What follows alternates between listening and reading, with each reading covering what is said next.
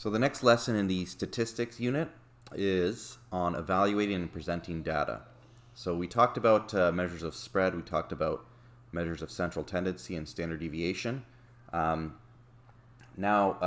once we have all of those kind of measurements about the data, we need to think of a way to present the data in a way that makes it easier for somebody to understand. Rather than just kind of put numbers out there, what we often do is we'll create charts or graphs and use those graphs to kind of display the data. If you've read through a newspaper, you've probably seen a chart or a graph somewhere. The reason why this is done is because it's easier to understand visually than it is to just look at the numbers and kind of understand what's happening. But when we use charts and graphs, is the data being shown accurate? Or is the conclusions of the data, or are the conclusions of the data being presented in a way that's free of bias? So that's what we're going to look at here. Now, when we're collecting this data, we can have there's a number of different ways to collect the data. So first we'll talk about when we're doing a survey to collect data, what are the methods of collecting the data? And we have 6 that we're going to study in this course. So just before I get into those, just to look at what these 2 paragraphs say, when we're looking at conducting a survey, 2 important things to consider are the population of the survey and the sample of the survey. So it's often impractical to survey every item or person in a population. So what we do quite often is we'll sample only a percentage of the population, and then extrapolate from that percentage and assume that works out based on the entire population. So the population is the target group, or is the whole group of individuals that we're trying to study. But the sample is just a small subsection of that group, the ones that complete the survey. So 6 ways of sampling are the simple random sample. This is when where everybody in the population has an equal chance of being selected, and we only select a certain percentage of the population to complete the survey. The stratified random sample. This is where we first divide the population into subgroups. They could be based on age or gender or grade in a school. And then you do a random sample for each subgroup. So this way it's essentially the same as a simple random sample, except now we also have data for the subgroups as well. The voluntary response sample, where only members who self-select to be part of the survey are included in the survey. The cluster sample, and where if we have our population separated into different clusters, then we randomly select a few clusters as our sample of the entire population. This works for geographic sampling quite a bit. So if we wanted to sample an entire country like Canada, it might be easier to run a survey in a few major cities and then extrapolate that based on the entire country. The convenience sample, this is where only members of the population who are most easily reached are part of the sample. And the systemic sample, where you select every nth member of the population. So this would be nth would refer to a number, replace that n with a number. So it could be every 10th member. So if you're looking at every 10th part that comes out of a production line to check if it's done, if there are no defects, that would be a systematic sample. Now, you'll need to know those 6 samples, so please study the definitions of those. But when we're doing our sampling, we could have bias. So some of these types of samples introduce bias. The voluntary response sample is biased towards people who might be more interested in the survey. For example, if we have a survey that is on whether taxes should be increased, people who would be strongly opposed to that might choose to respond to that more than people who have who think, yeah, maybe they should be, that they're not 100% sure about that. They might not respond to the sample or to the survey. So there's a type of bias there. Now, that type of sampling is called sampling bias. The other types of bias we're going to look at are response or non-response bias and measurement bias. So I've talked about sampling bias. Response bias happens when the responses to a survey are not genuine. This could be if a survey is long, people might get tired of it and they might just select something just to get it over with.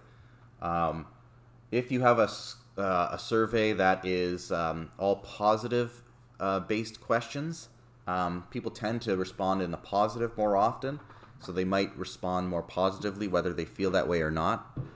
So when you're creating a survey, you'd want to kind of vary your question type. Some questions are positively asked, some are negatively asked.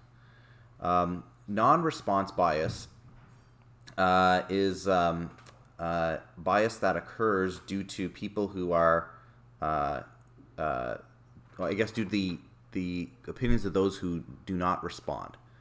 Non-response bias would be if we had, say, a survey of morning listeners to a radio show, and you ask them how important is it to be, or for a city to reduce traffic or make traffic more available to those who can ride bicycles, for example. Well, those who are listening to a morning radio show might be listening on while they're in their cars. So they might be in favor or against adding more infrastructure for those who are cyclists. The ones who are cycling, they haven't been able to respond, so there's a non-response bias. Their opinion might be yes, but they're not listening to the show. They won't be able to respond. Measurement bias. This occurs when what is to be measured by the survey and what is actually measured are in conflict. So this happens often if the terms of the survey are not well defined. So if we have a survey and we ask somebody a question about something that they might not know about, there could be some measurement bias. So this should be avoided by, you can avoid this by defining the terms in your survey so that people are well aware of what they are being asked in a survey. So here's a first example question. It says a small business owner wants to increase its customer base and makes a survey available to its customers on its website. The purpose of the survey is to determine what their customers like best about the products and services that they offer. So what type of sampling is used? Is there any bias in the survey? And do you think the survey will provide data that the owner needs to increase its customer base? So the type of sampling here is the voluntary response sampling because people are just choosing to go on the website to fill in the survey. There is a non-response bias because if they're trying to find out how they increase their customer base, well, they should probably ask new customers or potential new customers what they could do. Asking their current customers isn't really going to help them get new customers. So that also explains why it's unlikely to be a representative sample of the population they want to reach, which is more customers. So next it says that we have to consider bias when we're writing survey questions as well. So we'll look at some examples of bias in writing a question. So I'll just move straight to example 2. It says a survey features the question, do you have any problems with your current relationship? And we're asked if that question shows any bias and how it can be improved. Well, there's measurement bias because first of all, we start by talking about problems in a relationship. So it's predisposing to think of bad things in the relationship. But we also don't define the term relationship. Is this referring to a romantic relationship? So what we could do is separate this into 2 questions. Are you currently in a romantic relationship? And if they answer yes to that, they can be asked, how is your relationship with your romantic partner? So that it could pose a more open response answer rather than focusing on the bad and looking for problems. So then we can display the data, and when we have data, it comes in 3 different forms. We'll have categorical data, which is non-number based, and then continuous or discrete data. So categorical data is either things like data based on categories, so your favorite car, color, blood type, something like that. It could also be a frequency because it's just counting a frequency of something occurring. Continuous data is data for numerical values that can spread across, or that can have fractions as well, right? So if any type of measurement, we would have measurements that would be continuous because you could measure 1.2 centimeters, or you can measure 1.25 centimeters or 1.3 centimeters. There's multiple values in between 1.2 and 1.3. But discrete data is countable data. So if we're talking about the number of candies in a jar, you can't have a half candy. If we're talking about the number of people who went through a toll bridge, we won't have a half amount of people, right? So we have to have whole number values. That's discrete data. So depending on the type of data we have, we can display it in a different way. And in this course, we're going to look at bar charts, circle graphs, and histograms. So we use a bar graph to display categorical discrete data, but not continuous data, because continuous data would imply that we have measurements between the measurements. In a bar graph, we have the bars separated, so we would not be able to show that those values between the values in a bar chart. And a circle graph is used to display data when we have we're trying to base things off a percentage. So for a circle graph, what we would do is we would find out for each sector of the circle, we'd find out what percentage of the circle it would cover, and then we kind of create our circle graph based on that. The histogram, though, is used only for continuous data. And in order to show that this is continuous, the bars in the histogram are close together. They're touching each other. We use intervals for the histogram. And a histogram is based off of the frequency. So if we take continuous data and we turn that continuous data into discrete countable data in different categories, which are, the categories are intervals. So we'll look at a couple examples. First, how to make a circle graph. So here we have this ice cream shop. We've got some different values that they sold of ice cream cones and cups in a day. We have to find out how much they sold altogether. It looks like they sold 120 items. And then we find the percentage of each. So 25%, 45%, 20%, and 10%. And then we make our circle graph, and it's shown here in black and white with different shades of gray for the different types of items that they sold. Now, with a histogram or a bar graph, we could also have a different shape for the data. So this is called the distribution. So 4 types of distribution you might see are normal, skewed, uniform, and bimodal. A normal distribution is commonly referred to as a bell curve. This is when it kind of goes, the majority of the data is in the middle, and the sides, the left and the right, kind of taper off. Uniform data is where every data point is roughly the same.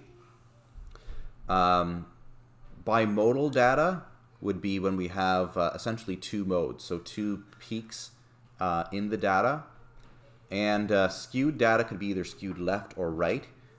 It's like a normal distribution, but it's more heavy on the lower end or the upper end of the data.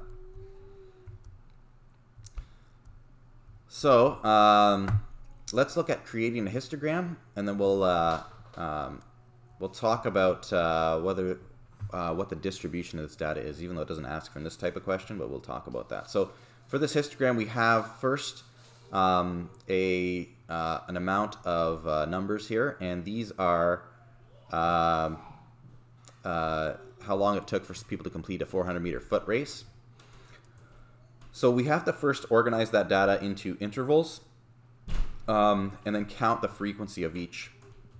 So our intervals should be the same size. So we'll choose 5 seconds for each. And it looks like we have 3 who finished the fastest, between 50 and 55 seconds. And the one looks like we have our mode would be at 70.1 to 75 seconds. There's 10 in that section there. So when we look at our histogram, we would create our histogram like this. We would see that our distribution for this data, it looks like it's it doesn't look like it's a normal distribution or a uniform distribution. In this case, our distribution is a bit skewed to the left, with an outlier in the 70.1 to 75 seconds interval. So in that one interval, we have quite a bit of people who finished in that time range. And why might this happen? Well, this could happen because we have we might have a particular group of people who joined who were not particularly good racers, and they would have kind of changed our data. So those who finished in the upper ranges, if they were not included, so anybody past 70 seconds, you'd see we have a normal distribution for the remainder of the data. So let's look at some of these support questions. So first one here, it says classify each described sampling method with the sampling technique that is being employed. So I'll just quickly go through these, and you can kind of see if you got the same answers. If you haven't done these yet, you want to pause and try this on your own first. So I'll just state the answers, and then I will explain them, why those are the correct answers. So the first one is a stratified random sample. The reason why is because we've separated into 2 groups, female and male citizens. The second one is a convenience sample because they're only asking citizens outside their store, so it's much more convenient to sample those people. The third one is a cluster sample because we're only testing 6 cities in a province that has many cities, and those cities represent the clusters. The fourth one, D, is a systematic sample, or rather, sorry, this is a random sample because every student's entered into a draw and 20 names are selected. So this is a random sample. The fifth one is what I meant to say. This was the systematic sample because every 40th person is asked to complete a survey. The last one is a voluntary response sample. The restaurant provides this form, but some will do it, some will not. Question 2 here, it says determine the population, the sample, and the type of surveying technique employed in each of the following situations. So here, the first one says that you have a survey to determine the most popular teacher in a school. Students in a grade 11 science class are asked to identify the name of their favorite teacher in the school.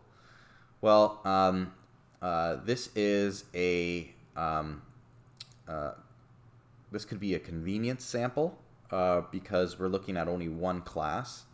The type of bias we'll have here is non-response bias because we have a lot of people who are not being asked the question, and their opinion, we can't use the entire, we can't use the grade 11 science class to represent the views of the entire school.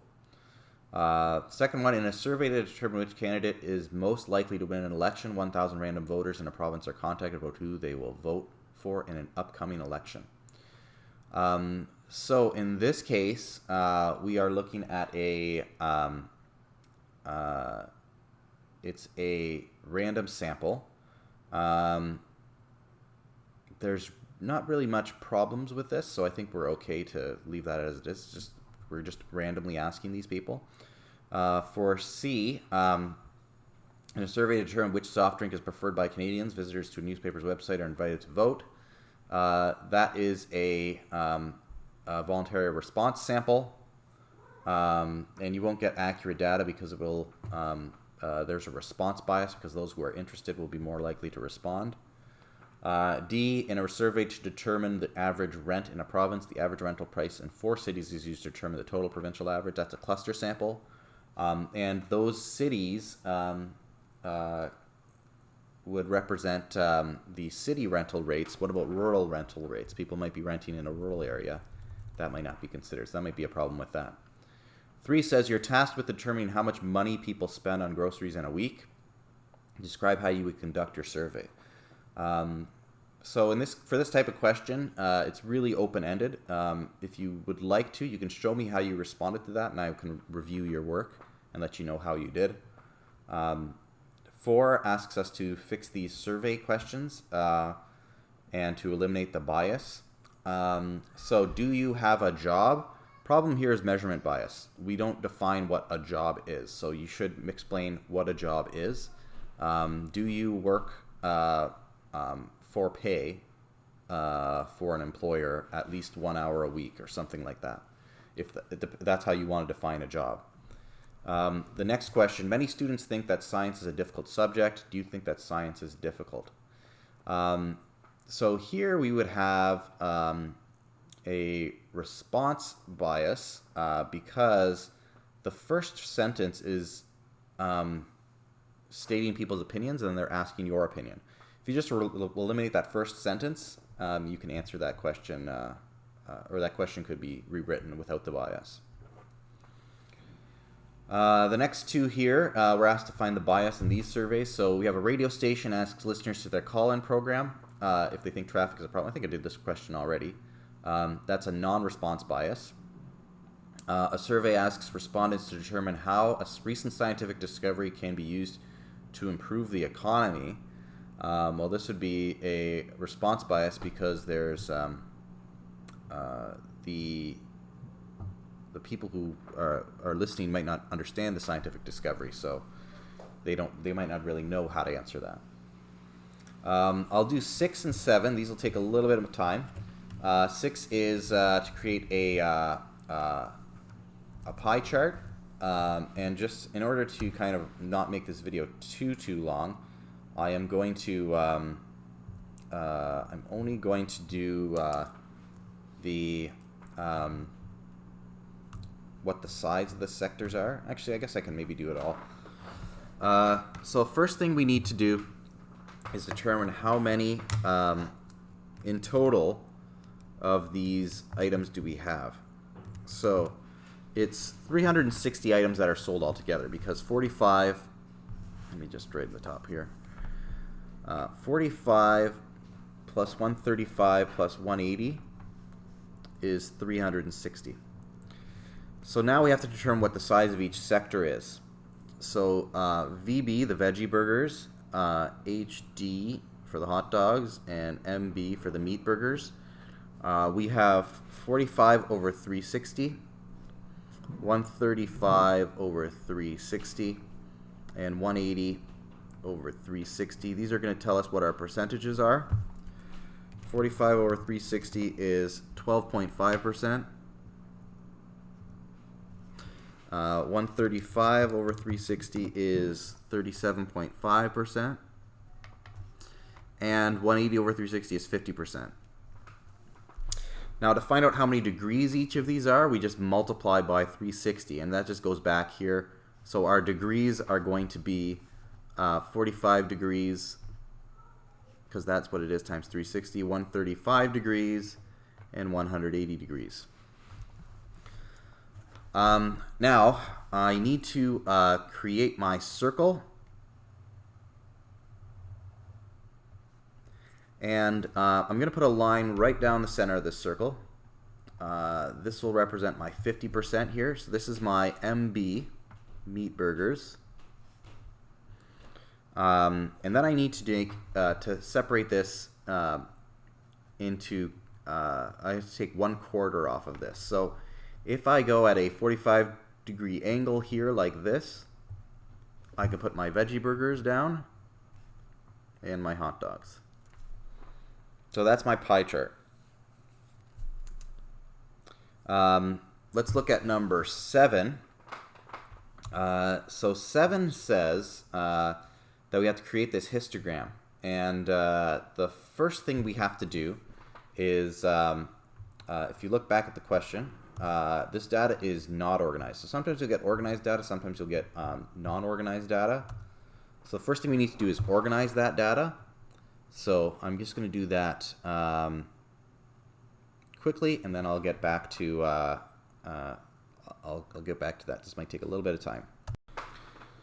Okay, so that's all written in order. Now I'm going to create intervals.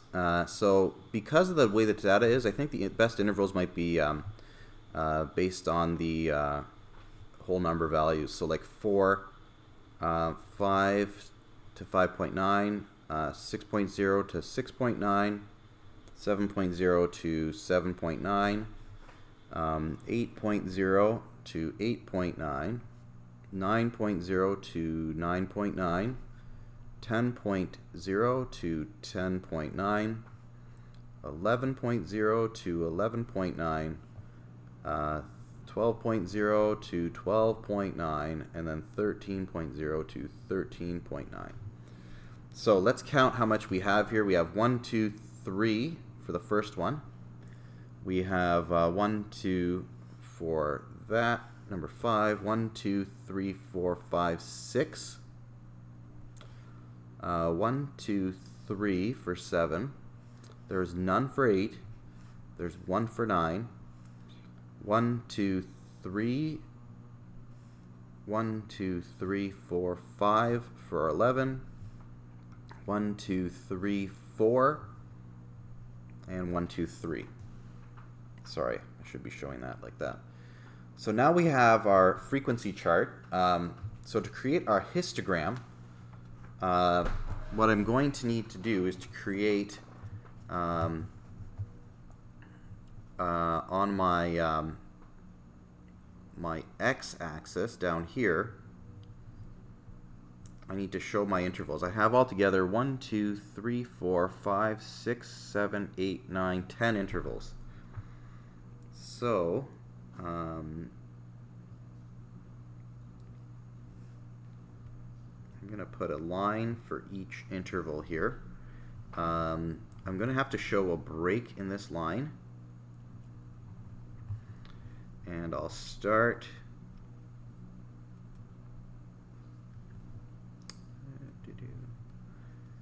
by every centimeter. I'm going to put a mark here just so that I know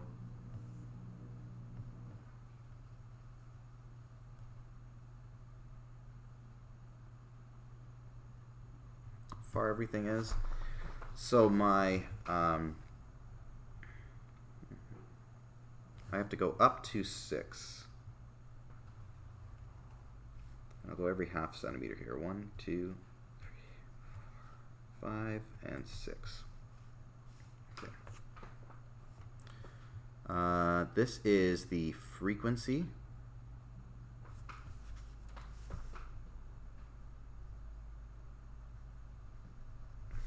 On this side, 1, 2, 3, 4, 5, 6 is the frequency here.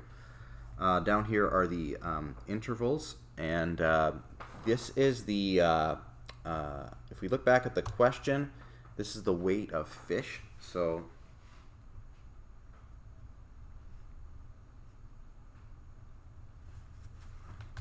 weight of the fish that are caught in kilograms.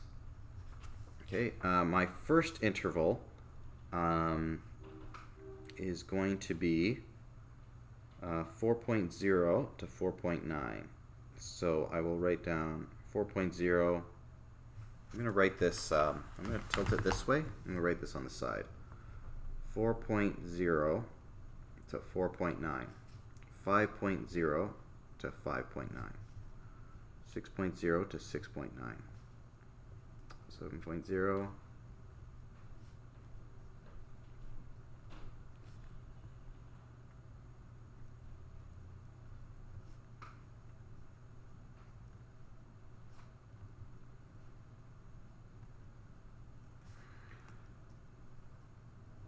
And we just have enough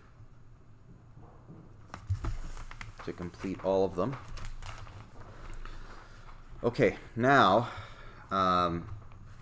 for my intervals, I have to go up to 3 for the first one.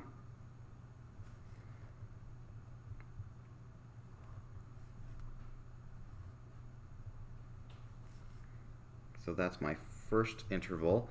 The next one is only 2.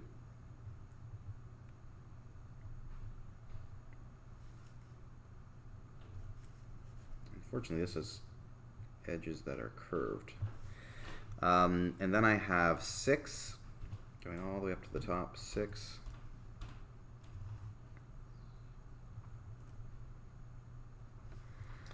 Um, 7 is going to be 3.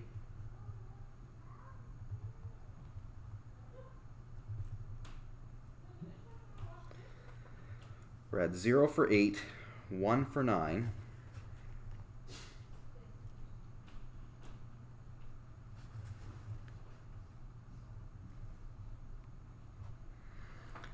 10 goes up to 3.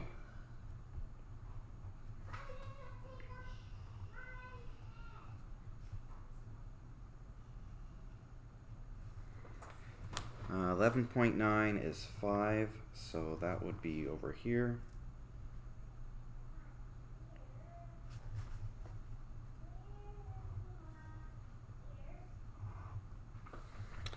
Uh, 12 is 4, and then 3.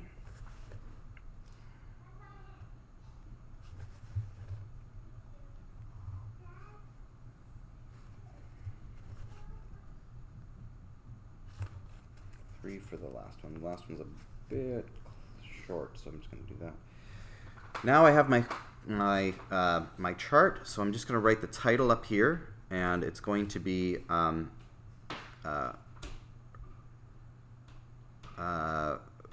weight of fish caught at tournament. So I have my title here, my axes are labeled with words and with the numbers, and I have my frequency chart, or my histogram. Everything is touching. There's a 0 here, of course, but it's still touching. And I have this little dash here to represent that I don't start at 0. That is a properly done histogram, so that would be full marks. Now, last thing I want to show you is just the what your assignment's going to look like, and there are 4 questions to do. Those questions are basically one on representing, or I guess determining the type of sampling, finding out the population, the sample, finding the bias, and then evaluating whether this is a good survey. 2, you're creating your own survey, and you're being evaluated on whether you can write something that's free of bias. 3 is a pie chart, and 4 is a histogram. And that's it for this. It's quite a bit. If you have any questions, feel free to email me.